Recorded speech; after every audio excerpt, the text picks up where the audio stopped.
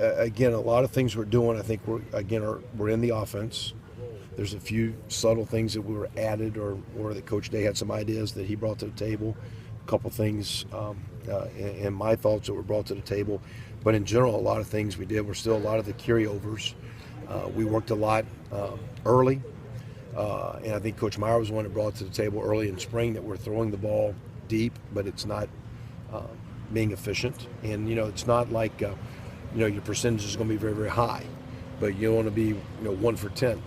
And a lot of times when you're throwing the ball down the field, you don't want to throw it, we talked about making some of those plays catchable balls, where it's one thing you don't want to overshoot a guy or throw it out of bounds or be late and underthrow the thing. So after about the 4th, 5th practice, coming back after spring break, I think Coach Day and Coach Smith really just started implementing a little bit of time in practice. You don't want to run your receiver legs to death, but just to spend a little bit of individual time of getting the ball up in the air, getting a feel of how to track it and the timing and the rhythm. In play calling, we got it worked up in practice a little bit more. In the game, we did it, enough, and there was some down the field and intermediate. It's not bombs away, because if you just throw bombs and bombs and bombs, you can get behind the chains. But I always felt you needed to work the field with a physical running game.